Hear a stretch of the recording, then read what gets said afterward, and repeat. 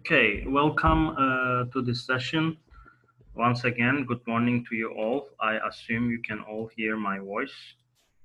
In this session, rather than basically showing you a new subject, I wanted to dedicate our final session, final lecture for you guys, for you to approach and ask questions. So perhaps I can refer to these questions and help you out to understand the concepts that we have been doing since the beginning of the term, and it will be kind of like your session, so you can approach and ask questions. I get a lot of messages during the week, and most of the issues we have should be discussed in these hours rather than sending individual emails to me and asking questions.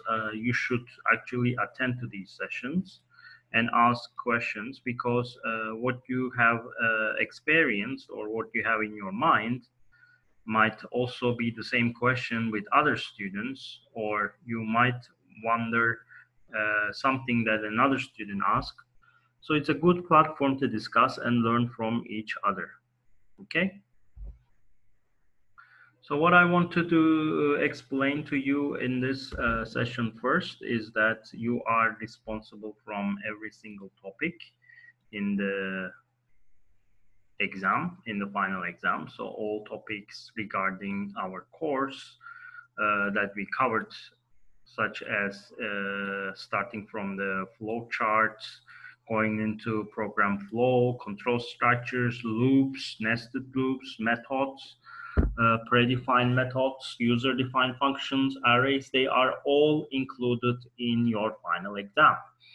And I would rather focus on the later subjects like nested loops, methods, randomized arrays, and stuff. But programming is not something that we can basically divide. I cannot tell you that you are not responsible from if or operators or whatever, because it's an exponentially developing subject. It's like we put on the top and continuously, and we develop the subject further and further. So it doesn't mean that we forget about the older subjects. It's just like learning a new language. So it's like we as we learn more, we apply different stuff, combining it with the old stuff that we already covered. So I cannot tell you to focus only on the later subjects, although there are definitely gonna be some questions from the later subjects. I will also put here and there some questions covering the early subjects as well, but I'm not gonna focus on particularly on chapter one. I don't want to ask any more flowcharts and pseudocode. Maybe one question and that's it, because we have so many other things that we covered since then, and I want to focus more on the later subjects. That's my plan. The Moodle also, and also on SIS, you can see the final exam date. If you go to SIS account, that will be available to you. For those who have right now do not have an access to SIS, I also put the final exam date. It's in here, 22 of this month at 10:30. Right now, this is the date. I'm not quite sure if it's going to change or not. So this is why you should have an access to your SIS account to follow the lecture. Okay, it's very important to regularly check your SIS account, so that if there is any change up there, you can immediately follow this through. Uh, Even though I'm gonna put the dates and time on Moodle, remember that your results will never be announced on Moodle. So you can learn the date from Moodle and you can attend the exam even though you are not registered or you did not pay your fees. However, I will at least never announce your mark on Moodle. So if you want to learn whether you passed or not, you need to fix your depth issues. Another thing that I like to mention is that the lockdowns are now lifting, as you can see from the news all over the Europe. The lockdowns are now lifting, and this is also true for our region. The university actually started to function, started today, this week, and lecturers are returning to their offices slowly. So if you want to initiate communication with your lecturers or need some guidance face to face, you can get this now. You starting from Wednesday, I will also start going to the university. If you want to meet me, you can by arranging an appointment. Okay, just send me an email and I'll give you a time so you can visit me in my office. So a lot of the lifts are just being the lockdowns are being lift now, so things are going back to normal, and you can take the advantage of that. You can meet the lecturer of the courses that you are taking. You can form study groups. Okay. However, the exams themselves will be online. So even though there is an ease on the lockdowns now, the exams for this term will be online because many students return back to their countries. So the format of the final exam will be very similar to your midterm too. Okay. It's important to attend to meet the final exam on the specific date and time, and not to miss it, because first of all, there is no guarantee that I will offer you a makeup. And second of all, even if I offer you a makeup, it's going to be harder than the final exam. You are not supposed to miss the exams, okay? So please pay attention to these dates. It's very important to attend and participate on time with like every other student. The format, as I told you, will be the same. So you will have 20 questions, multiple choice. You will not be able to skip any question and return back. This is a policy that we decided in my department, and I will follow whatever decision we come through our lectures. It is a precaution to reduce the cheating, and I can see that it actually worked in midterm too. So basically, a lot of people cheated on the first exam that I scheduled, but this drastically reduced in midterm too. So this means that the precautions I took actually worked. So I will follow this.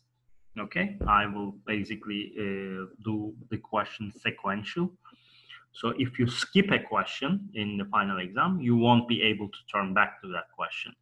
So it's important that before you move to the next question, you have to answer the question themselves. I understand this puts a lot of stress to you, but it is something that I have to apply. And instead of, pressuring you with time and these restrictions, I'm going to expand the time a little further, because I understand that some of you were not managed to finish the midterm 2 on time. So instead of 30 minutes, I will give you 35. And I think that's very fair. So you will almost have 2 minutes for each question that you see in the final exam. And like I said, it will have the same structure, only this time arrays and user-defined functions will be included, and they will have a huge impact on the exam. Now, should you have any questions, you need to raise your hand and you can ask it so others can hear you as well. Please raise your hand on the panel so I can give you the right to talk, and you can basically discuss with me or ask a question. Yes, someone is, and please stop typing to my screen or I will have to, drop you from this course. All right. There are some people that I can see that raise their hand. I'll give you their rights to talk. Yes, gentlemen, I lowered your hand. You can talk.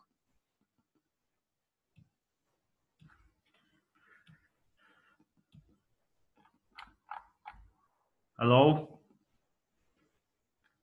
Do you want to talk? Faiz. You can talk if you want.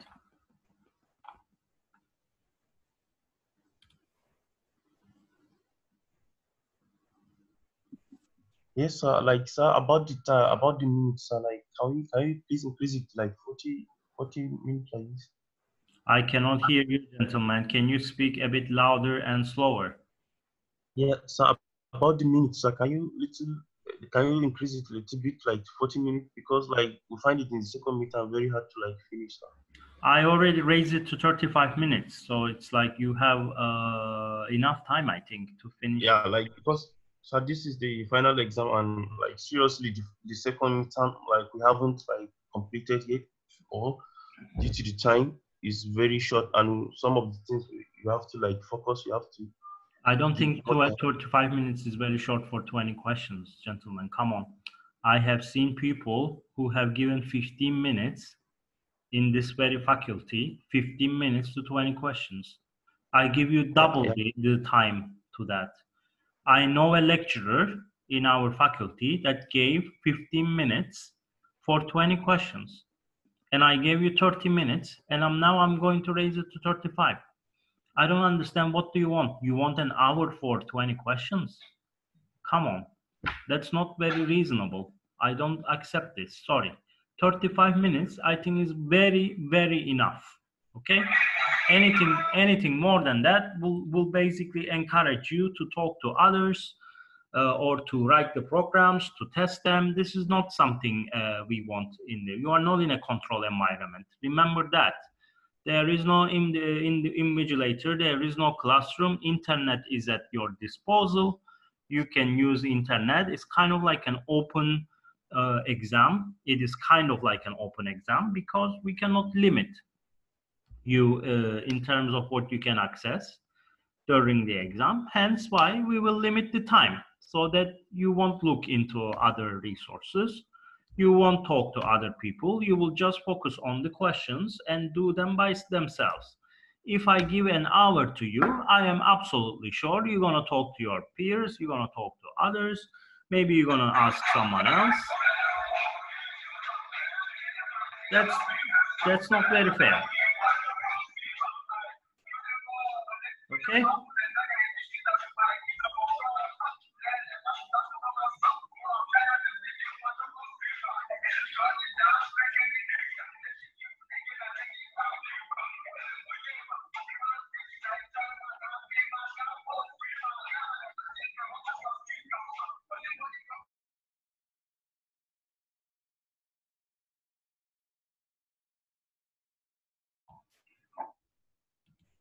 Other people who want to talk.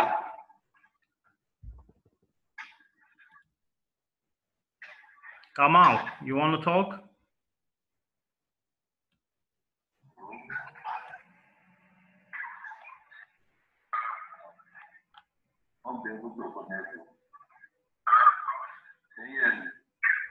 Kamal? I'll be connected. I've connected, but not saying anything. Yes, you're saying something. Tell me the link, send me the link. Come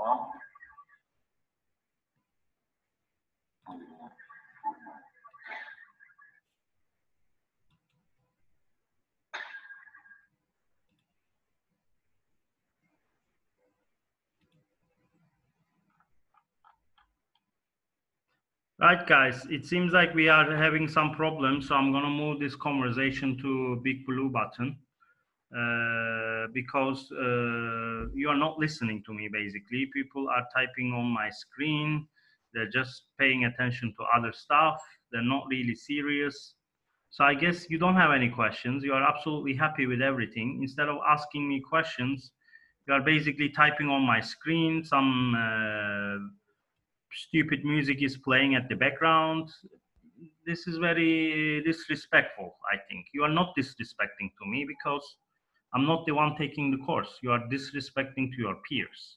I don't care if you play a music or not. It's not like, you know, it has an impact on my life, this exam or whatever. I already completed this course years and years ago. So you're basically disrespecting to your peers here. Okay, So if you're going to continue like this, I'm just going to log out and do something else. So there I see some people I want to ask questions. So I'm going to unmute them one by one. Zarif wants to talk, I think. Yes, Zarif.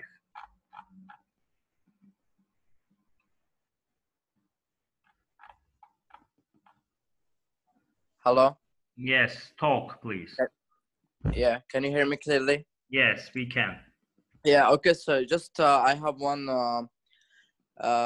question for you, because sometimes we have disconnecting suddenly when we solve the exam, and some of us like get 0 because this is internet problems, not like our problem. You got what I mean? I understand that, but the log time is being displayed on Moodle. Like when you connect and when you log out, it actually displays. So if you tell me that you log out from Moodle and I can see that you connected for 30 minutes, which some people actually did that, then I'm not going to count that as a log out, because I can see that the person was online for more than 30 minutes. And it happened actually in the last exam. Some people contact me and said that they couldn't connect, but I saw in their log that they were like online more than 25 minutes. You are not aware, but Moodle actually records a lot of stuff about you at the background, okay? Such as how long you were online, which browser you access to, what is your IP address. All this information is being saved. So if I see on the log files that you were online for 25 minutes, I will simply ignore what you said. But if I can see on the log file that you were disconnected, then I will accept the case and you might earn an entry to the makeup exam, okay? So Gamal So has if it's so if it is getting automatically 0 for us, we will go to a makeup exam? If you prove that you log out, and if I see on the sheet that you really logged off on the log file, yes, you will earn your right to go. No, it just sometimes like for 30 seconds or 1 minute disconnect and connect because of the internet problem. So I don't think with 30 minutes it will kick you out. You will be able to connect. But if you log out for 5 minutes and try to connect again, it will probably will not allow you to go to the exam. Okay. Okay, sir. Thank you. But if you prove me that you logged out and you weren't really online because of some internet problem, I might allow you to take the makeup. Okay. Okay. Thank you. You're welcome. And Gamal has a question. He said, I think he will not be able to talk, so I'm going to unmute you, Gamal. You can talk. Hey, hello, sir. Hello. Yeah, good morning, sir. I couldn't talk because it says you are not allowed to unmute yourself. It's okay. I muted you. You can talk now. Yeah, sir. I just arrived. Did you say anything like about the navigation between questions when the exam? I did. I will record this session and put it online, so you will be able to listen it. Okay. But like, sir, like, please, at least, do we have like a chance to navigate between questions? Like in the midterm exam, I encounter a question, like, how can I say it? My mind stopped on it. I couldn't solve it. So I had to. I already discussed this issue. Okay. Sorry if you attended late, but I already discussed this and I already made my point very, very clear. Okay. No, sir, not because late. You didn't get my point. Like my mind stopped on that question, so I had to put anything in that question, like to put anything just to get to the other question. Okay. Like, yeah, so at least if you can navigate or you are on a sheet of paper, you are not like allowed to navigate, gentlemen. It is not my decision. It is the department's decision. If you are unhappy about this, you are welcome to write to the dean. You are welcome to go to the rectorate. You are welcome to go to the primary minister or whatsoever. It is not my decision. So Lecturers came together and they the only change it would be 35 minutes. No, you will see once you see in the question, you have to answer it. You won't be able to navigate back because I allowed the navigation back in midterm 1 and we saw what happened. People took pictures and then they share with them, with each other, and then they answered the same question. Okay, I have to, not I, but all lecturers have to take precautions to prevent cheating. Okay, I discussed this issue several times in this course. I told you that the first and the foremost duty of a lecturer is to be fair and good. If I become, if I give everyone an A, I'll be the perfect lecturer. Everyone will be happy. But will I be fair? No, I won't be fair. The fair situation here is that you have internet at your disposal. You can use internet to access anything at any time. You can even talk to other people during the exams. I cannot prevent this because you are not in a control environment. Okay? Because you are not in a control environment, we have to take precautions. Once you have seen a question, you must answer it before you go to the other question, because every student see the questions in a different order. So your first question is not going to be the same as Ahmed's first question or some other people's first question. Okay? That's why, because the questions are in a different order, you have to answer them as soon as you see them. Otherwise, this will create a big opportunity for cheaters. And we don't want that. I am not here to discuss the schedule or the format of the exam with you guys. Okay, I am here if you have any questions about the subjects we covered. You keep asking questions about the exam. The format is the same. Nothing is going to change. I am going to add 5 more minutes for you so you can have even more time than needed to answer 20 questions. So I'm going to give you 35 minutes instead of 30 minutes, increasing the time even further, okay? But I'm not going to give you an hour, and I'm not going to change the structure of the exam. And no matter how many times you talk about it, I am not going to change this because it is not my decision. Okay, do you understand? I did not take this decision by myself. I am not a dictator. I asked other lecturers what they are doing. There was a departmental meeting in the middle of the night. You know that you see all these courses, all these materials, but we lecturers actually meet and talk during the day and week. And we came together as the faculty members, and we actually decided to take decision. I am not the only one applying this rule. Okay, other lecturers who are doing exams on Moodle also use the same thing. Also, they use the sequential order navigation rather than you going back and forth to questions. So it is not something that I decided myself and forced you. It is a decision taken in the university to prevent and reduce cheating. Do you understand? So I'm basically following orders, just like you. So please stop asking questions about this because I did not take this decision by myself. All right? Now, if you're going to ask questions about the lectures or problems that you did not solve or could not solve, I am happy to answer. But I don't want to discuss any more about the final exam. I already said everything, okay? So I'm going to give some rights to other people if they have any questions about the lecture. Yes, somebody wants to talk, you can talk. So this section will be discussion, or we will have examples? If you have any questions that you want to show us, you can ask the question and I'm happy to share my screen with you and solve the question. Okay, there is one question in the private chat, if you can check it. Okay. Yes. Yeah, if you can solve it, please. This one. Yeah, A equal 4 and... Yes. You want to explain me the logic behind this? Yeah, like how, yeah, please. Okay. Let's write this question and I will explain you how it works, okay?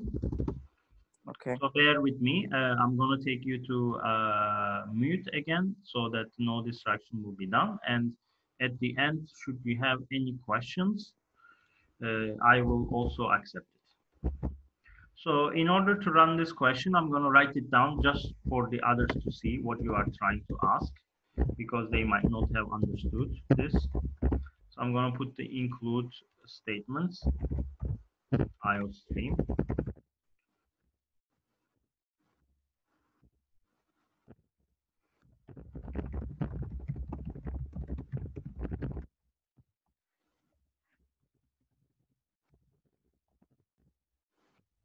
So this gentleman is asking us about the operators.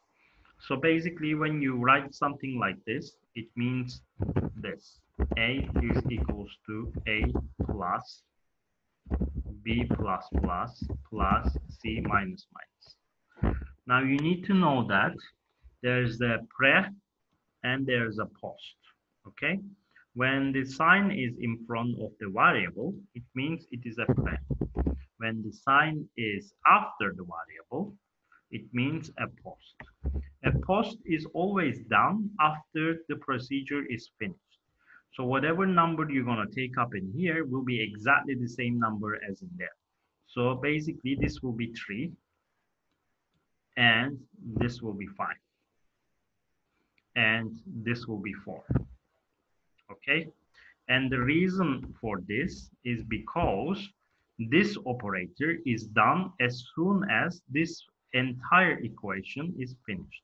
So as soon as they put this in here, once the operation is finished, then it will actually increase or decrease the value. All right?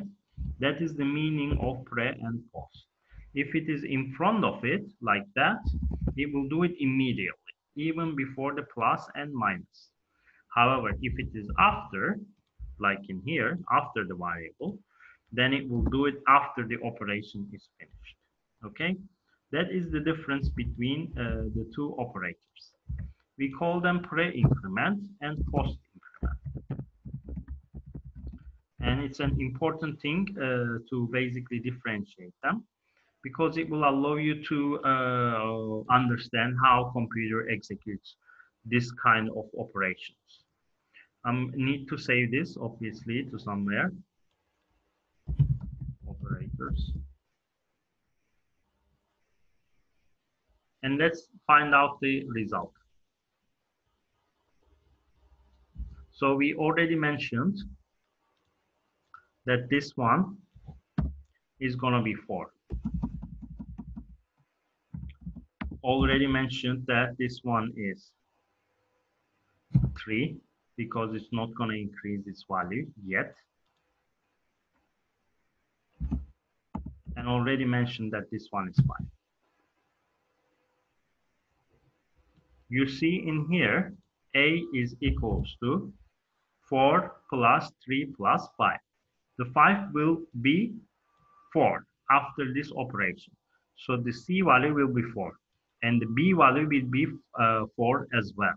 However, during this equation, their values are still 3 and 5. 5 plus 4, 9, plus 3, 12. So whenever you basically put this value and execute it, you will see the outcome will be 12. Okay? So assume that instead of having this, the signs are completely in the other direction. This will change the entire equation. Now, these values will be completely different. As you can see, the values themselves will become a different outcome. In here, you must know the purpose that plus plus b will become 4 and minus minus will become 4 again. So although the outcome is the same, the values are not the same. So this will be 4, this will be 4, and because A is also 4, the outcome will be still 12. Oops, let me just make this comment. So while the A outcome is the same, the values of B and C in there will be completely different. This is called increment and decrement operator. Okay? Thank you for question, Sadık. Anyone else who has a question? Ahmet. I'm going to unmute you. You can talk, Ahmet.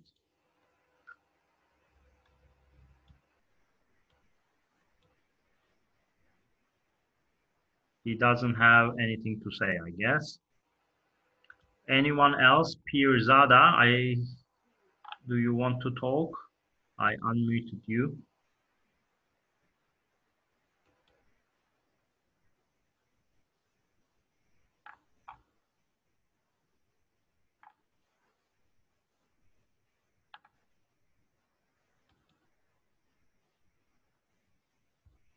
Okay, well, no one wants to talk.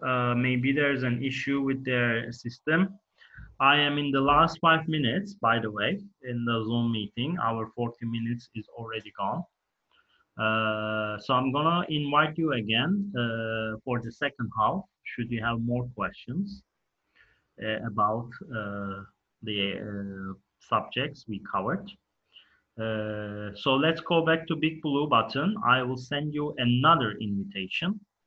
And in the second half, if you have more questions about the subjects, I'll be happy to answer them. So I'm gonna end up the meeting in here and re-invite you. Please go back to the Big Blue Button and I'll send you an invitation.